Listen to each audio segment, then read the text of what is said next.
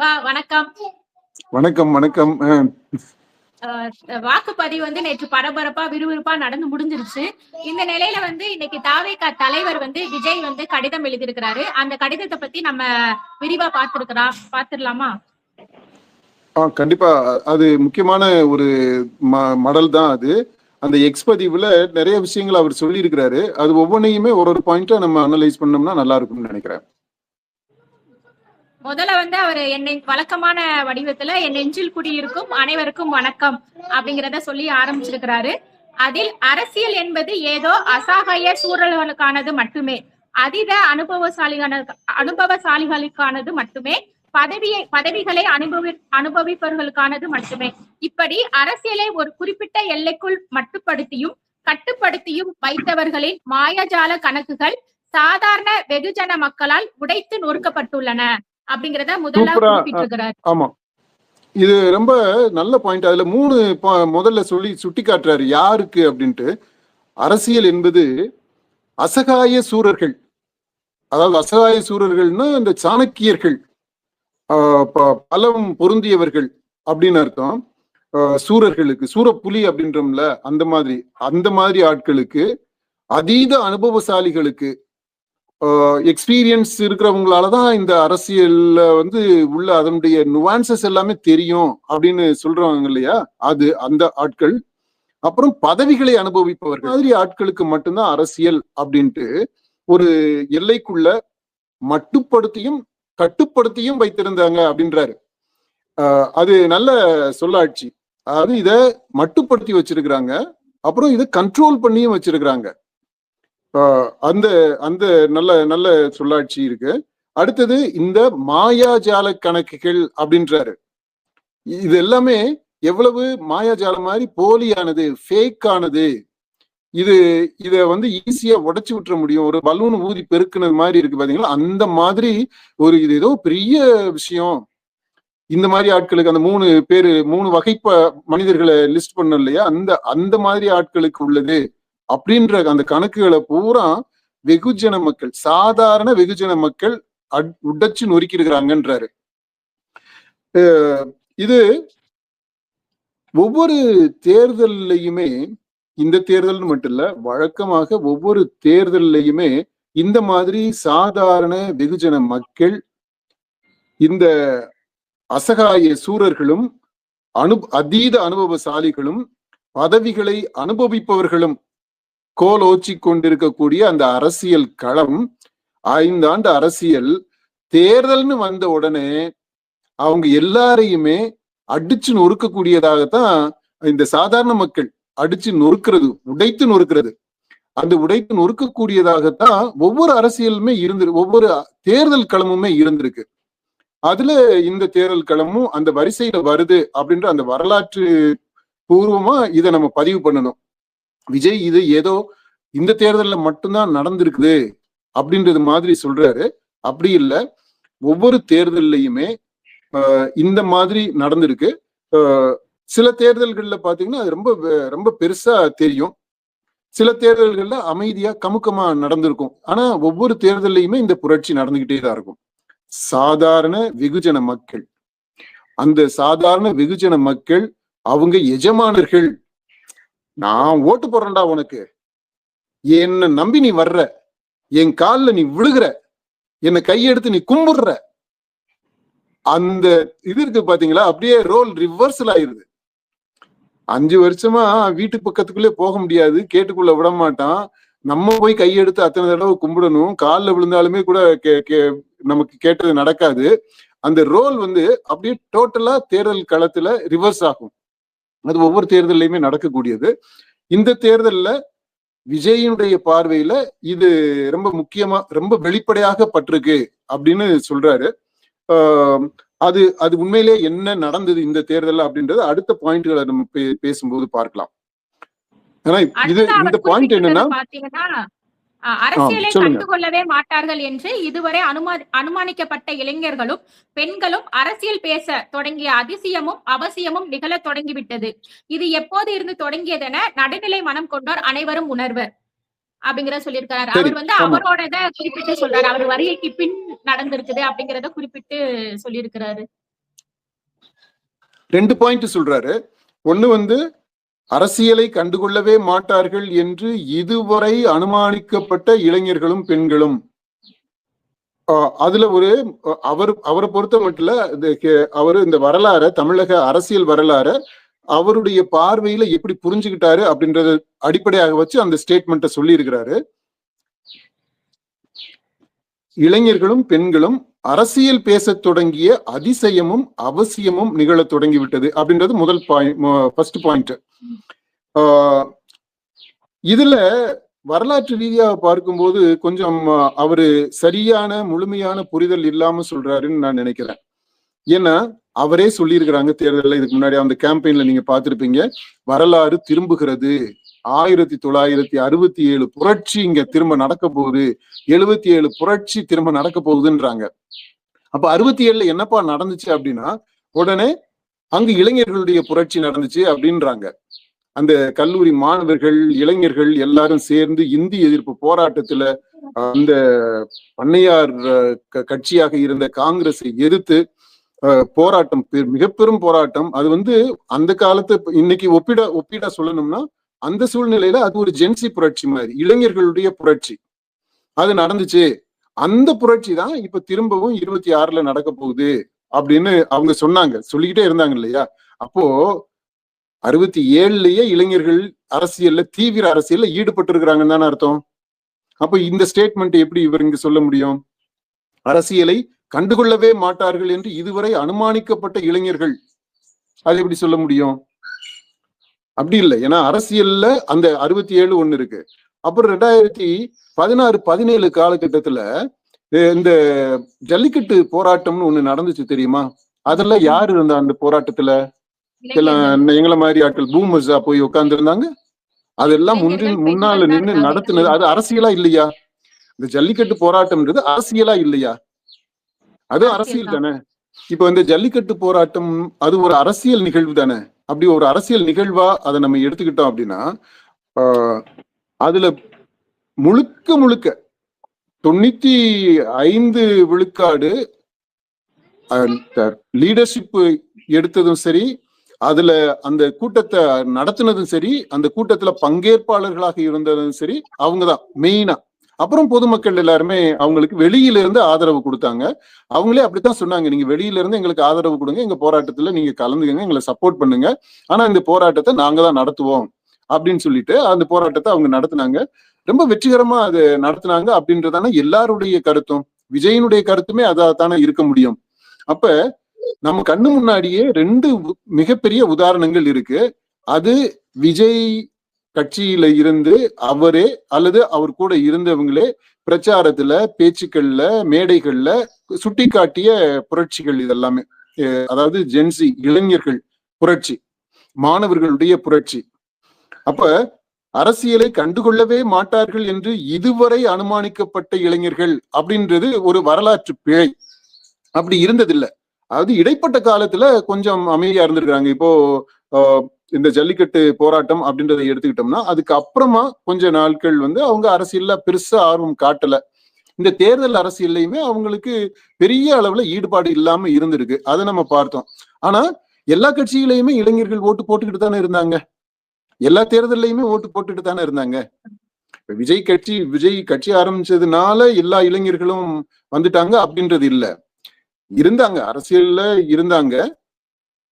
இப்ப இந்த தேர்தலில் இருக்கிறது மாதிரி அவ்வளவு ஆக்டிவா, வெளிப்படையா ஆக்டிவா அவங்க இல்லாம இருந்திருக்கலாம். அப்புறம் ஓட்டு போட்டுக்கிட்டு தான் இருந்தாங்க.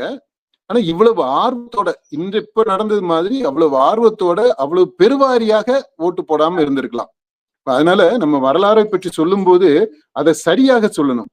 அதனால கண்டுகொள்ளவே மாட்டார்கள் அப்படி இல்லை, கண்டுகொண்டார்கள், பங்கு பெற்றார்கள், ஈடுபட்டார்கள். ஆனா இப்ப இருக்கக்கூடிய இந்த அளவிற்கு அந்த மேக்னிடியூட் அந்த அளவிற்கு இல்லாமல் இருந்திருக்கலாம். அந்த பாயிண்ட ஒத்துக்கலாம். அடுத்தது இந்த பெண்களை பற்றி சொல்றாரு. பெண்கள் இது மாதிரி அரசியலை கண்டுகொள்ளாமலே இருந்தது கிடையாது. எல்லா தேர்தல்லையுமே, ஒவ்வொரு தேர்தல்லையும் அந்த தேர்தல் முடிவை எடுத்துக்கிட்டீங்கன்னா, அந்த தேர்தல் முடிவு பெண்களுடைய வாக்குகளால தான் நிர்ணயிக்கப்பட்டு இருக்குது. எல்லா தேர்தல்லையுமே பெண்கள் பங்கேற்பு அப்படின்றது எல்லா தேர்தல்லையுமே இருந்திருக்கு. ஆனா இந்த மாதிரி ஆர்ப்பாட்டமா ஆரவாரமா அப்படி இருந்திருக்காது. ஆனா அமைதியாக அவங்க வந்து ஒவ்வொரு தேர்தலையுமே பெரும் புரட்சியை நடத்திக்கிட்டு இருக்கிறாங்க. ஒவ்வொரு தேர்தலையுமே மாற்றம் வந்ததுக்கும் மாற்றம் வராததுக்கும் காரணமாக இருந்தது பெண்கள் தான், பெண்களுடைய வாக்கு. அது ரொம்ப கமுக்கமா உள்ள மனசுக்குள்ள வச்சுக்கிட்டு இருக்கிற முடிவு அது. அத அவங்க தேர்தல் அந்த பூத்துல போய்தான் அவங்களுடைய மனசுல என்ன இருக்குதுன்றதை வெளிப்படுத்துவாங்க. அது ரிசல்ட்ல தெரியும். அதுக்கு முன்னாடி அவங்க அந்த அரசியல் களத்துல எல்லாம் ஈடுபாட்டோட இருப்பாங்க அப்படின்றது வெளியே தெரியாம இருக்கலாம். ஆனா அதனால அவங்க எல்லாம் அரசியல் படுத்தப்படாம இருந்தாங்கன்றதெல்லாம் கிடையாது. பெண்கள் அரசியல் பேசுற அதிசயம் அப்படின்றது, அந்த பேசுறவங்க பாத்தீங்களா, அந்த பேசுறது வேணும்னா இப்போ கொஞ்சம் அதிகமாக இருக்கலாம். அரசியல் பேசுறது, பெண்கள் பேசுறாங்க, இளைஞர்கள் பேசுறாங்க அப்படின்றது பேசுவது. ஆனா அரசியல்ல ஈடுபடுவது அப்படின்றது நடந்திருந்திருக்கு, தொடர்ந்து நடந்திருக்கு. இப்போ வெளிப்படையாக பேசுறது அப்படின்றது இந்த தேர்தல்ல அதிகமாக நம்ம பார்க்க முடியுது. அந்த வேறுபாட்டை நம்ம புரிஞ்சுக்கணும். அப்புறம் 2வது பாயிண்ட் இதுல என்ன சொல்றாருன்னா, இது எப்போது இருந்து தொடங்கியது அப்படின்றது நடுநிலை மனம் கொண்டோர் அனைவரும் உணர்வர் அப்படின்றாரு. அதாவது அவர் அரசியல் கட்சி தொடங்கின பிற்பாடு இந்த மாதிரி ஆயிருக்கு அப்படின்றாரு. அதுல நம்ம இந்த வேறுபடுத்தி காட்டணும் பாத்தீங்களா, அரசியல் ஈடுபாடு அப்படின்றது வேற, அரசியல் பேசுறது அப்படின்றது வேற. இந்த அரசியல் பேசுறது அப்படின்றது துணிச்சலாக பெண்களும் பேசுறது அப்படின்றது, அதுவும் இளம் பெண்கள் பேசுறது அப்படின்றது, அது அந்த அரசியலுமே கூட வெவ்வேறு கோணங்கள்ல இருந்து அவங்களுக்கே உரிய விதத்துல அந்த அரசியலை புரிஞ்சுக்கிட்டு பேசுறது அப்படின்றது அது விஜயனுடைய வருகையோடு தொடர்ந்து வந்திருக்கு அப்படின்றத நம்ம ஏற்றுக்கொள்ளலாம். அதுக்கு நம்ம பாராட்டையும் கூட நம்ம தெரிவிக்கலாம். ஆனா அரசியல் ஈடுபாடு என்பது, அரசியல் முடிவெடுப்பது, அரசியலை தீர்மானிப்பது பெண்களாக இருந்திருக்கிறார்கள். அது இந்த தேர்தலையும் அவங்க இருப்பாங்க. இந்த தேர்தலை பொறுத்தவரை வெளிப்படையாவே அவர் குறிப்பிட்ட மாதிரி எல்லாரும் நீங்களும் அதை சொல்லியிருந்தீங்க. இப்ப இன்ஸ்டாகிராம், யூடியூப் எல்லாத்துலயுமே வந்து அவங்க வெளிப்படையாவே பேசுறாங்களா. இப்ப விஜய்க்கு ஆதரவாகவும் சரி எதிராகவும் சரி நிறைய கருத்துக்கெல்லாம் வந்துட்டு இருந்துச்சு. அதான் அவர் குறிப்பிட்டிருக்காருன்னு நினைக்கிறேன். இப்ப அடுத்ததா பாத்தீங்கன்னா வந்துட்டு இதுவரை பெரும்பளவிலான குறிப்பிட்ட சதவிகித வாக்குகள் வாக்குச்சாவடி பக்கமே வராமல் இருந்தன. ஆனால் 2026ஆம் ஆண்டு ஏப்ரல் 23ஆம் தேதி நடைபெற்ற சட்டமன்ற தேர்தல் வாக்குப்பதிவு தமிழக தேர்தல் அரசியல் வரலாற்றில் சிகரமான வரலாற்று நிகழ்வாக பதிவாகி உள்ளது. 85% வாக்குப்பதிவு என்பதெல்லாம் இதுவரை தமிழ்நாடு காணாத ஒன்று. ஆமா, 85% வாக்குப்பதிவுன்றது தமிழ்நாடு காணாத ஒன்று அப்படின்றது கரெக்ட் தான். ஆனா இன்றைக்கு தேசிய அளவுல நேஷனல் லெவல்ல நம்ம பார்த்தோம்னா, இப்ப சமீபத்தில் நடந்த அந்த தேர்தல்கள் SIRக்கு அப்புறம் அந்த ஸ்பெஷல் இன்டென்சிவ் ரிவிஷன் இருக்குது இல்லையா, அதை தொடர்ந்து வந்த தேர்தல்கள் எல்லாத்துலயுமே மிக அதிகமான வாக்குப்பதிவு நடந்திருக்கு. இப்போ தமிழ்நாட்டுல 85% தான். இது கூட நடந்த வெஸ்ட் பெங்கால்ல, மேற்கு வங்காளத்துல 93 விழுக்காடு ஓட்டு பதிவாயிருக்கு. இப்ப அந்த 93 விழுக்காடு ஓட்டு எந்த அடிப்படையில பதிவாச்சு? அங்க அது ஆக்சுவலா சொல்ல போனா அது வேர்ல்டு ரெக்கார்ட் மாதிரி, வெஸ்ட் பெங்கால் ரெக்கார்டு. நம்ம தமிழ்நாட்டுல 85% தான். தமிழ்நாட்டுல இது ஒரு ரெக்கார்டு, ஹையஸ்ட் இந்த இதுல. இப்ப அதனால தமிழ்நாடு காணாத ஒன்று, ஆனா இந்திய காணாத ஒன்று கிடையாது. இன்றைக்கு சூழ்நிலையில எல்லா மாநிலத்திலேயுமே அதிகமாக வாக்கு பதிவு இருக்கு. அதுக்கு காரணம் என்ன அப்படின்றது அதை நம்ம ப்ரூவ் பண்ணணும். இப்ப இதுல என்ன சொல்ல வர்றாருன்னா, இந்த வழக்கமா 65 விழுக்காடு 70 விழுக்காடு அப்படிதான் வாக்குப்பதிவு நடந்துகிட்டு வரும், சராசரி 70. அப்போ ஒரு 30-35% ரொம்ப குறைச்சி சொல்றேன்னா 25% வரைக்கும் ஓட்டு போடாமலே இருப்பாங்க. அதாவது ஓட்டு போடாதவர்கள் லிஸ்ட்ல வரும். ஆனா அந்த SIRல என்ன ஆயிடுச்சு அப்படின்னா, நிறைய வாக்குகள் ரெடண்டன்டா இருக்கிறது. அதாவது 2 இடங்கள்ல, ஒன்றுக்கு மேற்பட்ட இடங்கள்ல இருக்கக்கூடிய வாக்கு, அப்புறம் வீடு மாறியவர்கள், வாடகைக்கு இருந்தவங்க, அந்த மாதிரி அட்ரஸ் மாறினது அந்த வாக்குகள், அப்புறம் இறந்தவர்களுடைய வாக்குகள், இது எல்லாத்தையுமே கிளீன் அப் பண்ணிட்டாங்க அப்படின்னு அவங்க சொல்றாங்க. அதுல உண்மை இருக்கும்னு தான் நம்ம நம்ப வேண்டியது இருக்குது. ஏன்னா அந்த மாதிரி எல்லாம் கிளீன் அப் பண்ணதுனால வாக்குப்பதிவுன்றது ஆப்வியஸ்லி எல்லா இந்தியா முழுக்கவே அதிகமாகிக்கிட்டு இருக்கு. அது ஒரு முக்கியமான காரணம் அப்படின்றதையும் நம்ம இந்த இடத்துல பதிவு செய்யணும். மற்றபடி இந்த 23ஆம் தேதி நடந்த அந்த சட்டமன்ற வாக்குப்பதிவு தமிழக தேர்தல் அரசியல் வரலாற்றில் சிகரமான வரலாற்று நிகழ்வு அப்படின்றது ஒரு ஃபேக்ட். ஆனா அதற்கு காரணம் என்ன அப்படின்றது பல காரணங்கள் இருக்கு. அதுல விஜய் சொல்ல வர்றது என்னன்னா, அவரு வந்ததுனால அதிகமாயிடுச்சு அப்படின்னு அதுக்கு உள்ளுரை, அதுக்கு பின்னாடி இருக்கக்கூடிய அர்த்தம் அது அப்படி சொல்ல வர்றாரு. ஏன்னா அதுக்கு முந்தின பாயிண்ட்ல சொல்றாரு பாத்தீங்களா, எப்ப இருந்து இந்த மாதிரி பெண்களும் இளைஞர்களும் ஈடுபட ஆரம்பிச்சாங்க அப்படின்றது நடுநிலை மனம் கொண்டோர் அனைவரும் உணர்வர் அப்படின்னு எல்லாம் சொல்றாரு பாத்தீங்களா. சோ அத பின்புலமா வச்சு நம்ம பார்க்கையில அவர் உள்ள அர்த்தமா என்ன சொல்றாருன்னா, இது மாதிரி நான் வந்ததுனால 85% வாக்குப்பதிவு ஆயிடுச்சு அப்படின்றாரு. இவர் வந்ததும் ஒரு காரணமா நம்ம சொல்லலாம். என்ன நம்ம ஏற்கனவே சொன்னோம், இவர் விஜய் வந்த பிற்பாடு அந்த வெளிப்படையாக பேசுறது அரசியல் பேசுறது அப்படின்றது கண்கூடா நம்ம பார்க்க முடியுது. அதுக்கு நீங்களும் அழகான ஒரு காரணம் சொன்னீங்க, இந்த சோசியல் மீடியா. அந்த சோசியல் மீடியா இருக்கிறதுனால, அந்த சோசியல் மீடியாவில் இந்த மாதிரி பேசுறதெல்லாம் வைரல் ஆகுறதுனால, அப்படி வைரல் ஆகுது அப்படின்னா நிறைய லைக்ஸ் வருது. அப்படிங்கும் போது அவங்க எல்லாம் ஒரு ஓவர் நைட்ல இன்ஸ்டன்டேனியஸா செலிபிரிட்டிஸ் ஆகுறது அப்படின்ற அந்த பெருமை, பேரு, புகழ் அப்படின்ற அந்த ஒரு மனக்கிளர்ச்சி, ஒரு உற்சாகம், இதெல்லாமே அவங்களுக்கு கிடைக்குது. ஒரு த்ரில் இருக்கு, ஒரு வைப் பண்ண முடியுது. இதெல்லாமே அந்த பிளாஸ்ட் வைப்போட சேர்ந்து போகக்கூடியது. அந்த கான்டெக்ட்ல தான் இது எல்லாத்தையுமே நம்ம புரிஞ்சுக்கிறோம். அப்படி புரிஞ்சுக்கும் போது இந்த அதிகமான வாக்குப்பதிவுன்றது விஜயினுடைய வருகையால, விஜயினுடைய அரசியலால மட்டுமில்ல, அதற்கு இணையாக அல்லது அதை விட அதிகமாக முக்கியமாக இந்த சாருடைய ரோல் இருக்குது. ஏன் அப்படி நம்ம சொல்றோம் அப்படின்னா, எஸ்ஐஆர் ரோல் இருக்குதுன்னு சொல்றோம்னா, விஜய் இல்லாத மேற்கு வங்கத்திலையும் தமிழ்நாட்டை விட அதிகமான அளவுக்கு வாக்குப்பதிவு நடந்திருக்கு. கேரளாவிலையும் அதிகமான வாக்குப்பதிவு நடந்திருக்கு. அஸ்ஸாம்லையும் அதுக்கு அந்த மாநிலங்கள் வரலாற்றை ஒப்பிட்டு பார்க்கும்போது அதுக்கு முந்தைய தேர்தல்களை விட அதிகமாக வாக்குப்பதிவு நடந்திருக்கு. அத நம்ம பதிவு பண்றோம். சரி, அடுத்த பாயிண்ட். தமிழகத்திலே பாத்தீங்கன்னா 2011 78.2% வாக்கு பதிவாயிருக்குது. அதுக்கு அடுத்தபடியா இப்ப எஸ்ஐஆருக்கு அப்புறம் இதான் நடக்க முதல் தேர்வு. இதுல 85% இருக்கு. ஆனா வாக்கு பதிவுன்னு எடுத்துக்கிட்டீங்கன்னா கடந்த தேர்தலில் ஒப்பிடும் போது இது அதிகமா இருக்கு. ஆனா வாக்குகள்ங்கிறப்போ குறைந்த அளவுல பதிவாயிருக்குது அப்படிங்கிற மாதிரி தேர்தல் ஆணையமும் சொல்லி இருக்கிறாங்கல்ல. இல்ல, குறைந்த அளவுல இல்ல, வாக்குகள்னு சொல்லும் போது அதாவது இந்த பெர்சன்டேஜ் இருக்கு இல்லையா, விழுக்காடு காட்டக்கூடியது. அதாவது 76ல இருந்து 85 அப்படின்றது ஏதோ ஒரு பெரிய ஜம்ப் மாதிரி நமக்கு தெரியுது. ஆனா நம்பர்னு பார்க்கும்போது அந்த அப்சல்யூட் நம்பர், எத்தனை பேர் ஆக்சுவலா ஓட்டு போட்டாங்க, போன தேர்தலில் எத்தனை பேர், இந்த தேர்தலில் எத்தனை பேர் ஓட்டு போட்டாங்க, இப்ப போன தேர்தலில் எத்தனை பேர் போட்டாங்கன்னு அதுக்கு முந்தின தேர்தலில் எத்தனை பேர் ஓட்டு போட்டாங்க அப்படின்னு நம்ம கணக்கு பார்த்தோம்னா, ஒவ்வொரு தேர்தலையுமே அதுக்கு முந்தைய தேர்தலை விட அதிகமான நபர்கள் தான், எண்ணிக்கையில அதிகமாக தான் ஓட்டு போட்டுட்டு வந்திருக்கிறாங்க.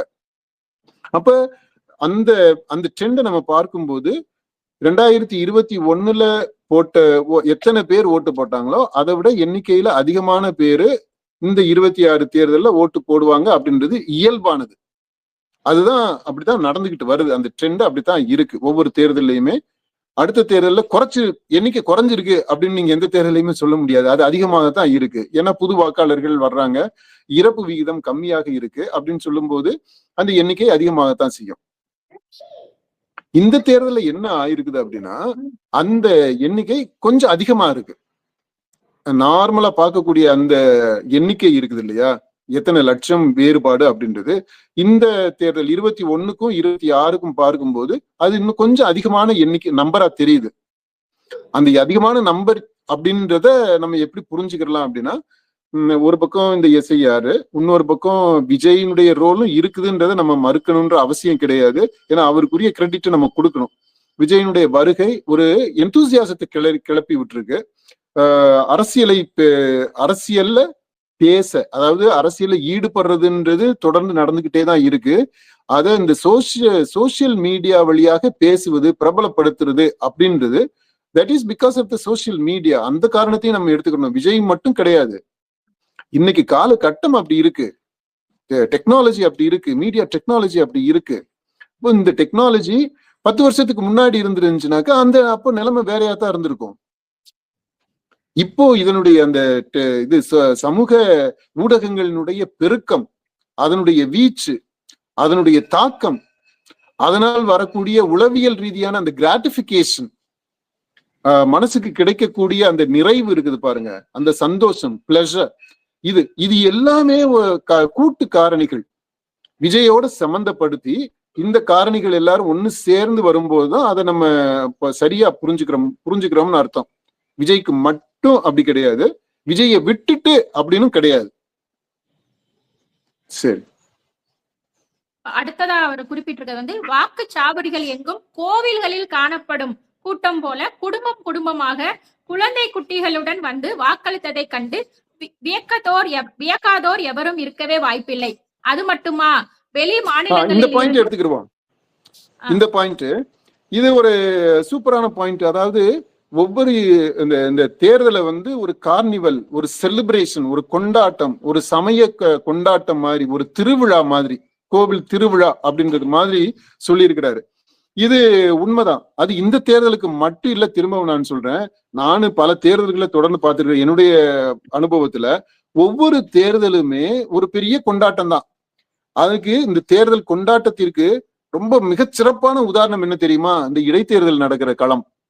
இந்த கரூர், ஏன்னா ஈரோடு கிழக்கு இடைத்தேர்தல் நடந்தது. அதுக்கு முன்னாடி விக்கிரவாண்டி இடைத்தேர்தல் நடந்தது. அதுக்கு முன்னாடி திரும்பவும் ஈரோடு கிழக்கு இடைத்தேர்தல் நடந்துச்சு. அந்த ஈரோடு கிழக்கு மட்டுமே எடுத்துக்கங்களேன். அந்த கிழக்கு இடைத்தேர்தல் களத்துல நம்ம நேரடியா போய் பார்த்து அதுக்கு அந்த பிரஸ் மீட் எல்லாமே கூட நம்ம வச்சோம். எல்லா எதிர்கட்சிகள் எல்லாமே இந்த கொட்டடி, அது ஆடு மாடுகளை அடைச்சு போடுறது மாதிரி கொட்டடிகளை வச்சு மனித கொட்டடிகளை அடைச்சு செஞ்சு அதுக்குள்ள மனிதர்களை பூரா அடைச்சு வச்சு அவங்களுக்கு சாப்பாடு கொடுத்து படம் போட்டு அந்த மாதிரி எல்லாம் பண்ணாங்க அப்படின்ட்டு விமர்சனம் பண்ணாங்க. நம்ம என்ன சொன்னோம்னா, அது எல்லாமே ஒரு உல்லாசபுரியாக இருக்கு. தற்காலிக சொர்க்கங்களை உருவாக்கி வச்சிருந்தாங்க. அங்க எல்லாமே கிடைக்கும். அந்த கொட்டடிக்குள்ள போயிட்டீங்கன்னா, அந்த உல்லாசபுரிக்குள்ள, அந்த சொர்க்கத்துக்குள்ள போயிட்டா அங்க உங்களுக்கு பிரியாணி, நினைச்ச நேரத்துக்கு பிரியாணி கிடைக்குது, ட்ரிங்க்ஸ் கிடைக்குது, சரக்கும் கிடைக்குது, மத்த குடிக்கிறதுக்கான அந்த இதுவும் கிடைக்குது, குளிர்பானங்கள்.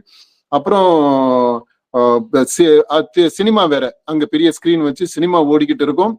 அப்புறம் போகும்போது கையில காசு வேற. அன்னைக்கு வேலைக்கு போயிட்டு வந்தா என்ன இருக்குமோ அந்த மாதிரி அந்த சம்பளம் அதையும் வாங்கிட்டு போக முடியும். இப்படி அந்த தேர்தல் சூழ்நிலையில 3 வாரத்துல 1 மாசம் வரைக்குமே இப்படி நடந்துச்சு. எவ்வளவு அற்புதமான செம்மையான விஷயம் தெரியுமா? அவ்வளவு அழகான கொண்டாட்டம் இது. அதாவது நம்ம இந்த இதுக்குள்ள இந்த லீகாலிட்டிஸ், அதனுடைய எத்திக்ஸ் அந்த இதுக்குள்ள போகல. நம்ம ஒரு ஃபேக்டை எடுத்துக்கிறோம். இந்த மாதிரி ஒரு சிச்சுவேஷன் இருக்கு. அங்க மக்கள் அவ்வளவு சந்தோஷமா இருக்கிறாங்க. அவங்களுக்கு கேட்டது எல்லாமே கிடைக்குது. சொர்க்கத்துல மட்டும்தான் அப்படி நடக்க முடியும். அந்த மாதிரி தற்காலிக சொர்க்கங்களை நிறுவி இந்த தேர்தல் களத்தை முன்வைத்து இது மாதிரி நடந்திருக்கு. இப்ப இப்படி இதுதான் தேர்தல் கொண்டாட்டம். இது பெரிய அளவுலயுமே ஒவ்வொரு தேர்தலையுமே நடக்குது. பல இடங்கள்ல இது ரொம்ப அற்புதமான கொண்டாட்டமாக இருக்கும். அந்த கேண்டிடேட் எவ்வளவு பணம் செலவு பண்றாரு அப்படின்றத பொறுத்து, அப்புறம் அவர் எவ்வளவு தூரம் கவனிச்சுக்கிறாரு, இண்டிவிஜுவல் வாக்காளர்களுக்கு கொடுக்குறாரு அப்படின்றத பொறுத்து அந்த மன கிளர்ச்சி அது ஹையா அல்லது மிதமா இருக்கும். ஆனா மோசமா மட்டமா இருந்தது கிடையாது. ஒவ்வொரு தேர்தலுமே ஒரு பெரிய கொண்டாட்டம் தான். தேர்தல் திருவிழா தான், ஒரு கார்னிவல் தான். ஒரு சாமி கும்பிடும் போது என்னெல்லாம் நடக்குதோ அது எல்லாமே அங்க நடக்கும். அப்படிப்பட்ட ஒரு இதுதான் நடந்திருக்கு. ஒவ்வொரு தேர்தலுமே நடக்குது. இந்த தேர்தல்ல என்ன ஆயிருக்குது அப்படின்னா, இந்த விஜய் அப்படின்ற ஒரு நடிகர் அரசியல் தலைவராக வரும்போது அவருடைய ரசிகர்களுக்கு, சினிமா நடிகராக இருந்த விஜயினுடைய ரசிகர்கள் இருக்காங்க இல்லையா, அவங்களுக்கெல்லாம் இந்த FDFS முதல் படம் முதல் ஷோ பாக்குறது இருக்குது இல்லையா, ஃபர்ஸ்ட் டே ஃபர்ஸ்ட் ஷோ, அந்த பாக்குற அந்த த்ரில் இருக்கு பாருங்க. அந்த ஈவெண்ட்டை நம்ம பார்த்துருக்குறோம் இல்லையா, ஒவ்வொரு தியேட்டர் முன்னாடியும் அந்த படத்தை முத காட்சியை பார்த்தே ஆகணும் அப்படின்றதுக்காக முட்டி மோதி இருக்கக்கூடிய அந்த அலைமோதக்கூடிய அந்த உணர்வுகளினுடைய எழுச்சி, உணர்வுகளுடைய பிரவாகம், அந்த அப்படியே பொங்கும். எப்படி பால் நுரைச்சு பால் அந்த சூடு பண்ணும்போது அப்படியே பொங்கும் பாருங்களேன். பொங்கலுக்கு எல்லாம் நம்ம பொங்குறோம்ல, அந்த மாதிரி உணர்ச்சிகள் அங்க அப்படியே பொங்கி நிற்கும். அப்படிப்பட்ட ஒரு நிகழ்வாக FDFS ஆக வாக்களிக்கக்கூடிய களம் மாறி இருக்கு. அது இந்த தேர்தலில் நடந்த மாயாஜாலம் அப்படின்னு நம்ம சொல்லலாம். மற்ற தேர்தல்கள்ல நடக்கும், கண்டிப்பா திருவிழா நடக்கும், கொண்டாட்டம் நடக்கும். இப்ப இதுல அவருடைய ரசிகர்கள் இங்க என்ன பண்றாங்க அப்படின்னா, அந்த FDFS அப்படியே ரீஇனாக்ட் பண்றாங்க. தேர்தல் களத்துல அப்படியே சூப்பர் இம்போஸ் பண்றாங்க. அதுதான் இங்க இருக்கக்கூடிய மாற்றம். அத நம்ம பிரிச்சு புரிஞ்சுக்கணும். இப்ப அந்த அவருடைய ரசிகர்கள் கொண்டாடுறது எல்லா வாக்காட்டம் அப்படி இல்லை, எல்லா வாக்காளர்களும் வழக்கமாக கொண்டாடுகிறார்கள். இந்த தேர்தல்ல அடிஷனலா என்ன நடந்திருக்கு, கூடுதலா என்ன நடந்திருக்குதுன்னா இந்த கொண்டாட்டம் சேர்ந்திருக்கு. அவருடைய ரசிகர்கள் அந்த FDFS மனோபாவத்துல முதல் காட்சி அந்த மனோ நிலையில இந்த தேர்தல் நாள அணுகி இருக்கிறாங்க. அதுதான் அடிஷன், கூடுதல். சரி, அப்ப அடுத்ததா வெளி மாநிலங்களில் இருந்தும் வெளிநாடுகளில் இருந்தும் வாக்களிப்பதற்காகவே பெரும் பொருள் செலவு செய்து வந்த ஜனநாயகர்களை இருகரம் கூப்பி வணங்காமல் இருக்க முடியுமா அப்படிங்கிற சொல்லியிருக்காரு. ஏற்கனவே தாவிகா சார்பில் சொல்லியிருந்தாங்க, நிறைய பேர் வெளிநாடுகள்ல இருந்து எங்களுக்கு ஓட்டு போடுறதுக்காக வர்றாங்க அப்படிங்கிறது தேர்தலுக்கு முன்னாடியே அவங்களுடைய ஒரு பிரச்சார யுக்தியாவுமே அதை இது பண்ணாங்க. அங்க ஏர்போர்ட்ல இருந்து நிறைய பேர் வர்றத வீடியோ எடுத்து அது சோசியல் மீடியாலுமே அவங்க பகிர்ந்துட்டு இருந்தாங்க. அதையேதான் இவர் குறிப்பிட்டிருக்காரு, எங்களுக்கு ஓட்டு போறதுக்காக தான் அவங்க எல்லாம் வந்திருக்கிறாங்க அப்படிங்கறது, லட்சக்கணக்கானோர் வந்திருக்கிறாங்க அப்படிங்கறதுமே அவங்க தாவேகா சார்பில் பரப்புரையாவே அவங்க பண்ணிட்டு இருந்தாங்க. ஆமா, அதாவது வெளிநாடுகளிலிருந்து வெளி மாநிலங்களிலிருந்து வர்றது அப்படின்றது ஒவ்வொரு தேர்தலையுமே நடக்கும், அளவா நடக்கும். பல சமயங்கள்ல அந்த அவங்களுடைய பர்சனல் ஃபேமிலி விசிட்டையும் ஆனுவல் விசிட் அந்த மாதிரி இதையும் இந்த தேர்தலையும் கம்பைன் பண்ணி லீவ் எடுத்துட்டு வருவாங்க இதுக்கு முன்னாடி எல்லாம். இப்ப இந்த தேர்தல்ல அதிகமாக இருக்கு. அதுக்கு ஒரு காரணம் அவங்கள்ட்ட இருக்கக்கூடிய அந்த அரசியல் விழிப்புணர்ச்சி. இப்போ இந்த தேர்தலுக்கு அவங்க கொடுக்கக்கூடிய முக்கியத்துவம், அது விஜயினால வந்த ஒரு முக்கியத்துவம், அதை நம்ம ஏத்துக்கிறோம். ரெண்டாவது, இந்த மாதிரி வெளி மாநிலங்கள்ல இருந்து வர்றதுக்கு அல்லது வெளிநாடுகள்ல இருந்து கூட வர்றதுக்கு மிகப்பெரிய அளவுல இந்த தாவேகா கட்சியில் இருந்தோ கட்சியை சேர்ந்தவர்களாலோ கட்சியினுடைய ஆதரவாளர்களாலோ அல்லது கட்சி மேல நம்பிக்கை இருப்பவர்களாலோ அல்லது நண்பர்களாலோ பணம் செலவு செய்யப்பட்டிருக்கு. அதாவது மூன்றாவது நபர்கள் இவங்களுக்கு உதவி செஞ்சிருக்கிறாங்க அப்படின்றதும் களத்துல நம்ம பார்க்கிறோம். அது அதையும் நம்ம கணக்குல எடுத்துக்கிறணும், இப்படி பெருவாரியா வந்திருக்கிறாங்க அப்படின்றது. அப்புறம் லட்சக்கணக்குல வந்தாங்களா அப்படின்றது நமக்கு தெரியல, அதுக்கு போதிய தரவுகள் இல்லை. ஆனா பெரிய எண்ணிக்கையில வந்திருக்கிறாங்க. அப்படி பெரிய எண்ணிக்கையில வந்திருக்கிறதுக்கு காரணங்கள் ரெண்டு நம்ம சொல்லி இருக்கிறோம். ஒண்ணு, அவங்களுக்கு இருந்த ஆர்வம். அப்புறம் அந்த ஃபேமிலி இதோட அதை கம்பைன் பண்ணிட்டு வழக்கமாக வர்ற அந்த பாணி, அது கூட சேர்த்து இவருக்கு இந்த தேர்தலுக்கு அவங்க கொடுத்த முக்கியத்துவம். ரெண்டாவது, அவர்களுக்கு கிடைத்த பொருள் உதவி, வெளியிலிருந்து கிடைத்த உதவி, இது எடுத்துக்கிறோம். சரி, இப்ப இவங்களுக்கு இந்த ஜனநாயகர்களை இருகரம் கூப்பி வணங்காமல் இருக்க முடியுமா அப்படின்னு கேள்வி கேட்கிறாரு. வணங்குறாரா வணங்கலையா அதை சொல்லப்பட்டிருந்தாரு. இருகரம் கூப்பி வணங்காமல் இருக்க முடியுமா அப்படின்னு கேள்வியா கேட்டா இட்ஸ் ரெட்டாரிக்கல் குவெஸ்டின். அப்படி வணங்குறாருன்னு தான் நினைக்கிறேன். அது வணங்குறேன் அப்படின்னு சொல்றதுல என்ன தயக்கம்னு எனக்கு தெரியல. வணங்கலாம். ஆக்சுவலா இவ்வளவு பொருட்செலவு, உண்மையிலே பொருட்செலவு பண்ணி வந்திருக்கிறாங்க அப்படின்னா அவங்க வணக்கத்திற்குரியவர்கள் தான், மரியாதைக்குரியவர்கள், அவர்கள் பாராட்டுக்குரியவர்கள். கண்டிப்பா அவங்கள நம்ம பாராட்டுறோம். விஜய் சார்பாக நம்மளே பாராட்டிடுவோம் அவங்கள. சரி, இப்ப அடுத்தது தேர்தல் திருவிழா என்றும் ஜனநாயக திருவிழா என்றும் சொல்லப்படுவதன் அர்த்தம் சுகப்பட்டதே நேற்றுதான். இந்த 2026 ஏப்ரல் 23 தான் எனினும் இது ஒரு தொடக்கம் மட்டுமே. ஆமா, தேர்தல் திருவிழா, ஜனநாயக திருவிழா அப்படின்னு சொல்றது எல்லாமே அதனுடைய அர்த்தம் சுகப்பட்டதே நேற்றுதான் அப்படின்றாரு. அது என்ன, அது அர்த்தம் எப்படி சுகப்படும்னு தெரியல. அர்த்தமாகுது அப்படின்றது வெளிப்பட்டது அப்படின்னு சொல்றதை விட இது சுகப்பட்டது அப்படின்னு ஒரு சொகுசு வார்த்தைய சொல்றாரு. இல்ல, இதுல நம்ம மாறுபடுறோம். இந்த தேர்தல் திருவிழா, ஜனநாயக திருவிழா அப்படின்றதுடைய அர்த்தம் தொடர்ந்து ஒவ்வொரு தேர்தல்லையுமே வெளிப்பட்டுக்கிட்டு தான் இருக்கு.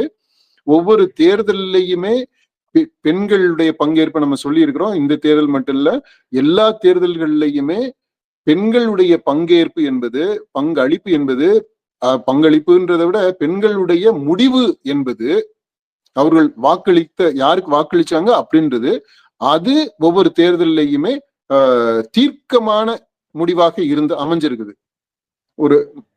அதை நம்ம சொல்லி இருக்கிறோம். அதனால இந்த திருவிழா அப்படின்றது தேர்தல் திருவிழா, ஜனநாயக திருவிழா, மக்கள் திருவிழா அப்படின்றது ஒவ்வொரு தேர்தலுமே திருவிழா தான்.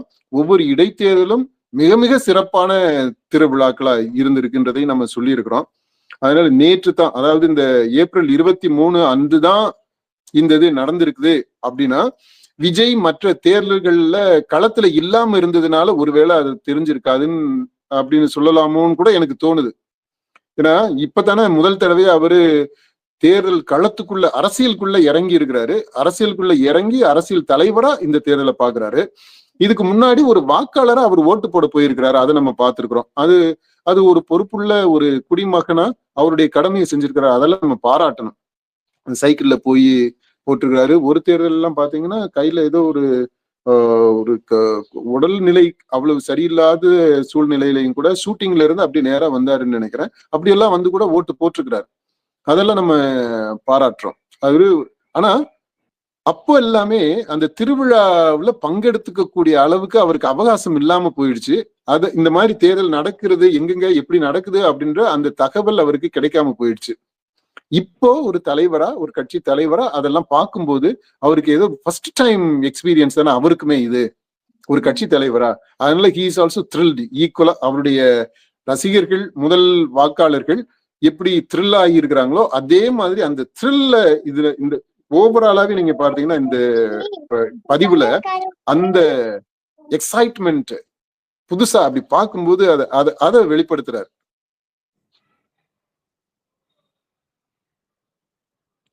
அடுத்ததா அவர் சொல்லியிருக்கிறது, தமிழக தேர்தல் அரசியலை அர்த்தப்படுத்திய தமிழ்நாட்டு மக்களாகிய என் பாட்டி, அம்மா, அக்கா, தங்கைகள், என் தாத்தா, அப்பா, அண்ணன், தம்பிகள், என் குடும்ப உறவுகள் அனைவருக்கும் என் சிரம் தாழ்ந்த நன்றியறிதலை காணிக்கையாக்கின்றேன்.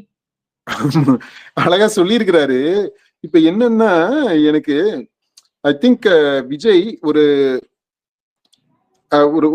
ஒரு குறிப்பிட்ட ஒரு இமேஜ், யங் அப்படின்ற ஒரு இமேஜை எஸ்டாப்ளிஷ் பண்ணணும் அப்படின்னு பாக்குறாரு. ஆனா அரசியலுக்கு வந்துட்டாரு. அவருக்கு 50 வயசுக்கு மேல ஆகி போயிடுச்சு. அவர் பையனுக்கு 24, 25 வயசு ஆயிடுச்சு. மகளுக்கு 20, 22 வயசு ஆகி போயிடுச்சு. இப்ப அந்த மாதிரி வயசுக்கு வந்த, திருமணமாகி ஒரு குடும்பம் நடத்தக்கூடிய அளவிற்கு முதிர்ச்சியான பிள்ளைகள் இருக்கும்போது இவரு அப்பா அப்படின்னு ஏன் ஒத்துக்க கூடாது?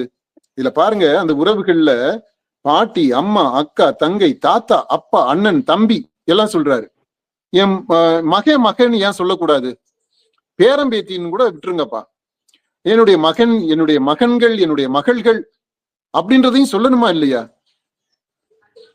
ஏன்னா இன்னைக்கு எடுத்துக்கிட்டீங்கன்னா அவர் சொல்றாரு பாத்தீங்களா, அந்த இளைஞர்கள் வாக்களிக்க அப்பா இல்ல, நான் இந்த லிஸ்ட்ல சொல்றேன்ப்பா.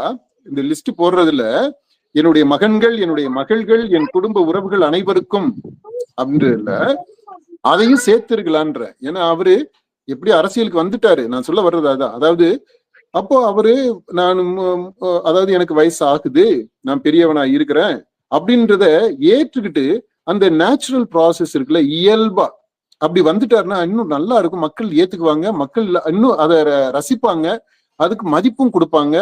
அவங்க கொடுக்கக்கூடிய பாசமும் நேசமும் அன்பும் அதிகமாகத்தான் செய்யும். எனக்கு சரியான உதாரணம் ஜெயலலிதாப்பா. அவங்க முதல்ல ஆட்சிக்கு வரும்போது செல்வி ஜெயலலிதா அப்படின்றதுல ரொம்ப கராரா இருந்தாங்க. செல்வின்னு தான் சொல்லணும். செல்வி ஜெயலலிதா அப்படிதான் இருந்தாங்க. அதுக்கப்புறம் அந்த அரசியல்ல அடிப்பட்ட பிற்பாடு அப்புறம் என்ன ஆயிடுச்சுன்னா செல்வின்றது போயிடுச்சு, அம்மா அப்படின்ட்டு ஆயிட்டாங்க. அந்த அம்மான்றது பாத்தீங்கன்னா ஜெயலலிதா அப்படின்ற பேருக்கு இன்னொரு சொல் அப்படியே ஆகி போயிடுச்சு. அம்மா ரீப்ளேஸ்டு ஜெயலலிதா. அம்மான்னு சொன்னாலே ஜெயலலிதா தான், அப்படி ஆயிடுச்சு. அந்த மாதிரி அம்மா பிராண்ட், அதுக்கு ஏத்தது மாதிரி அவங்களுடைய தோற்றம் எளிமையாயிடுச்சு, ரொம்ப கிரேஸ்ஃபுல்லா மாறிடுச்சு. அந்த ஆணவம், அந்த அக்ரெஷன், அந்த மாதிரி இதெல்லாம் இல்லாம அப்படி இயல்பாகவே அந்த வயசுக்கேத்த பொது வெளியில அவங்களுடைய தோற்றம், அதற்கேற்ற அவங்களுடைய ஆடை அணிகலன்கள், அந்த கெட்டப்பு, மேக்கப்பு, அந்த காஸ்டியூம், இது எல்லாமே அப்படியே ஒரு நேச்சுரல் ப்ராசஸா இருந்தது. அதை மக்கள் ஏற்றுக்கிட்டாங்க இல்லையா? இன்னைக்கு வரைக்குமே அம்மா அப்படின்ட்டு கொண்டாடக்கூடிய அளவுல இருக்குது இல்லையா? அப்படிப்பட்ட ஒரு ப்ராசஸ். அந்த கருணாநிதிட்ட நம்ம அதை பார்த்தோம். கருணாநிதி எதையுமே அவருடைய வயசை மறைக்கணும்னு நினைச்சது இல்லை. அவருடைய தலையில அந்த முடி இல்ல, வழுக்கத்தலை அப்படின்றத மறைக்கணும்னு அவர் எஃபர்ட்டுமே எடுத்துக்கிட்டது கிடையாது. அது வெளிப்படையாக இருந்தாரு. இந்த சினிமாவை எடுத்துக்கிட்டோம்னாக்கு ரஜினி சூப்பரான கேரக்டர்.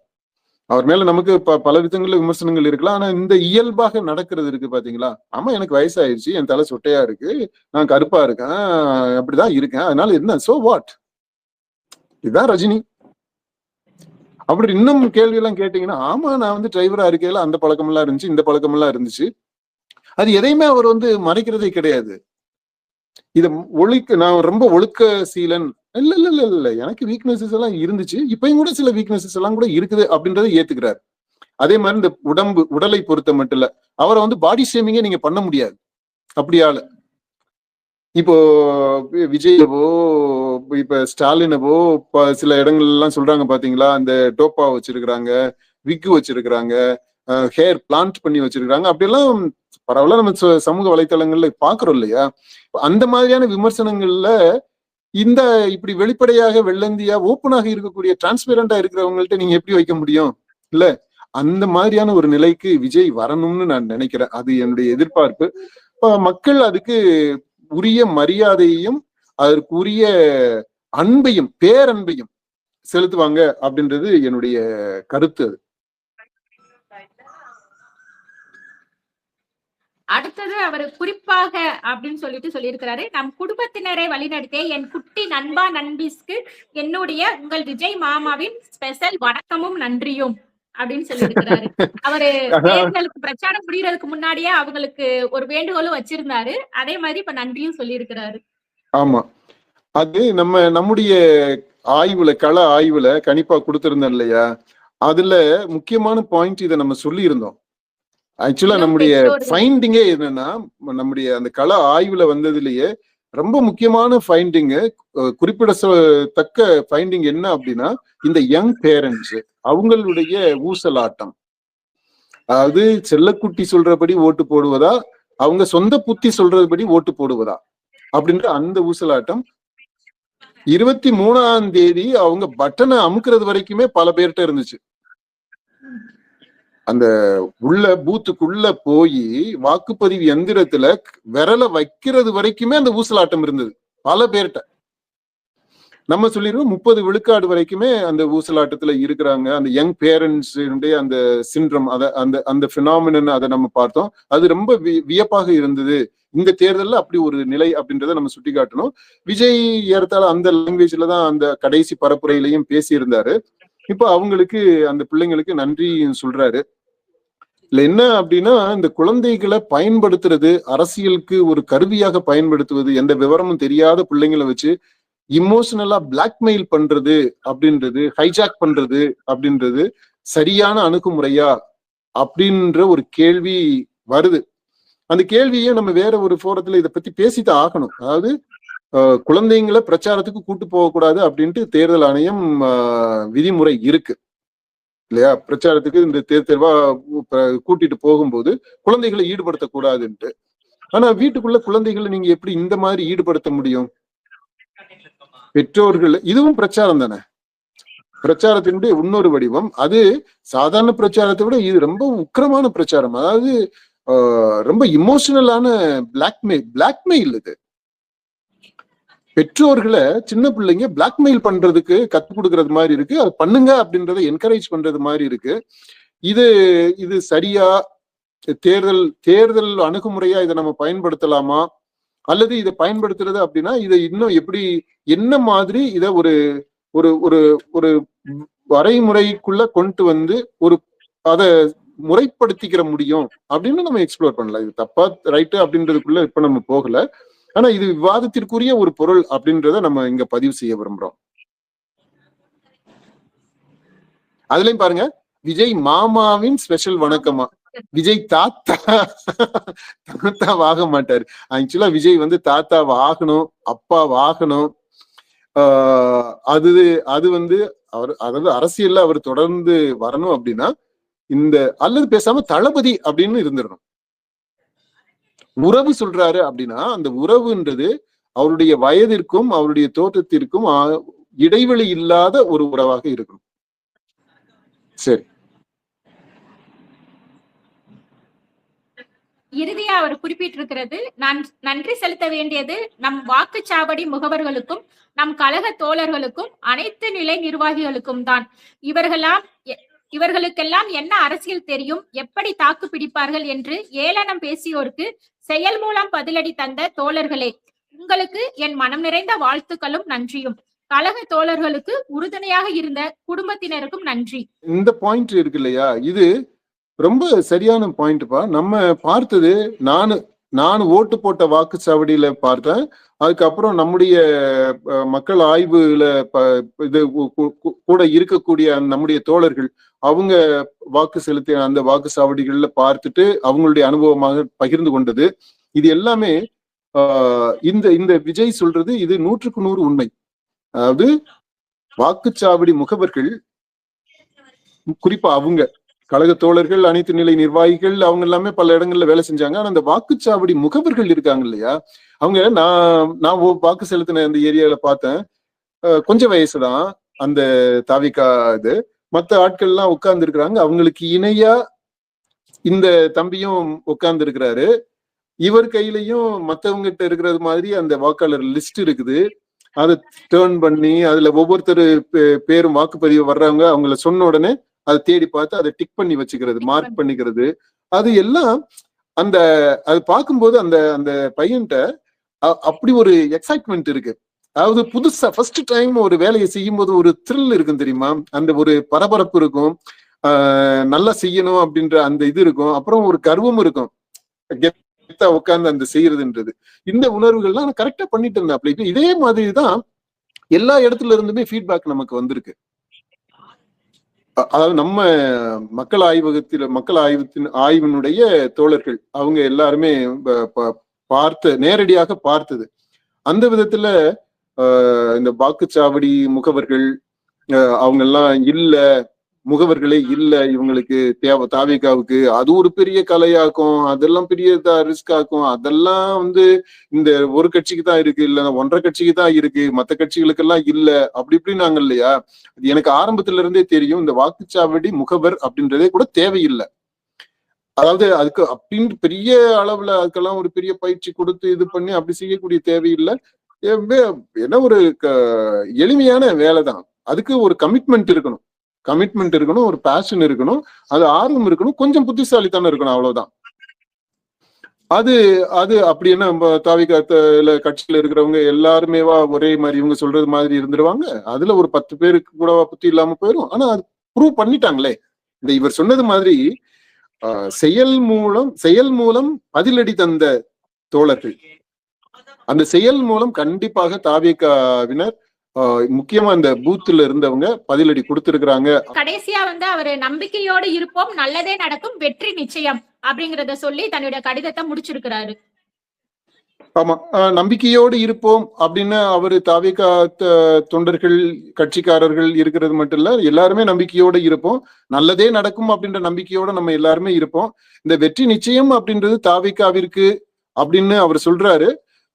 அதுல நமக்கு இன்னும் உறுதியாக இல்லை. நம்முடைய கணிப்புகளை அடிப்படையாக வச்சு பார்க்கும்போது, அப்புறம் நேற்று நடந்த விஷயங்களை எல்லாத்தையும் நம்ம வாக்குப்பதிவை அதை நம்ம அப்சர்வ் பண்ணதுல இருந்து வெற்றி நிச்சயமா அப்படின்றதுல ஒரு கேள்விக்குறி இருக்கு. அதை பற்றி நம்ம அடுத்து இந்த வெஸ்ட் பெங்கால் தேர்தல் முடிஞ்ச பிற்பாடு நம்ம விவாதிக்கலாம்.